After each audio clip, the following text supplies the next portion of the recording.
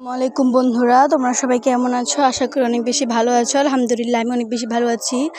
তো আজকে হচ্ছে জুম্মার দিন, সবাইকে পবিত্র জুম্মা মোবারক। তো এই চ্যানেলে আমি আজকে থেকে ছাদের উপর কিভাবে সুন্দর করে গাছ রোপণ করতে হয় সেটা তোমাদেরকে দেখাবো।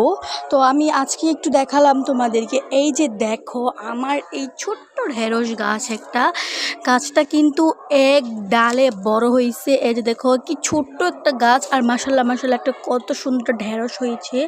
তোমরা দেখতে পাচ্ছ এত ছোট গাছে কীভাবে একটু সুন্দর একটা ঢেঁড়স ধরেছে। তো তোমরা যারা আমার কাছে এই গাছে কিভাবে হচ্ছে গিয়ে ছাদের মধ্যে কীভাবে গাছ লাগাতে হয় জানতে চাও, আমাকে কিন্তু অবশ্যই কমেন্ট করতে পারো। যে আমি তোমাদেরকে বলবো যে এত ছোটো গাছে কিভাবে আমি এত সুন্দর করে ঢেঁড়স করেছি। তো এখানে যে একটা পেঁপে গাছ আছে, যে এখানেও কিন্তু একটা ঢেঁড়স গাছ আছে, যেখানে ইয়ার গাছ, আমাদের পুঁইশাক গাছ মাশাআল্লাহ অনেক সুন্দর হয়েছে। এই যে এখানে আরেকটা ঢেঁড়স গাছ, এই যে দেখো এখানেও কিন্তু ঢেঁড়সের ফুল ধরছে মাশাআল্লাহ মাশাআল্লাহ, কত সুন্দর লাগতেছে। এই যে এখানেও কিন্তু ঢেঁড়স হয়েছে। এই যে দেখো এখানে কিন্তু এই গাছটা কিন্তু বড়, কিন্তু ওই গাছটা কিন্তু অনেক ছোট। তো তোমরা যারা যারা আমার কাছে ছাদের উপর কীভাবে গাছ লাগাতে হয় জানতে চাও, আমাকে অবশ্যই কমেন্ট করবা। আর এটা হচ্ছে গিয়ে একটা বড়ি গাছ, যে গাছটা অনেক ছোট, এতটুকু ছিল, যেটা আমি এনে মানে এমনি লাগাইছি, বাট মাশাআল্লাহ মাশাআল্লাহ এটা কত বড় হয়ে গেছে, সবই আল্লাহর ইচ্ছা।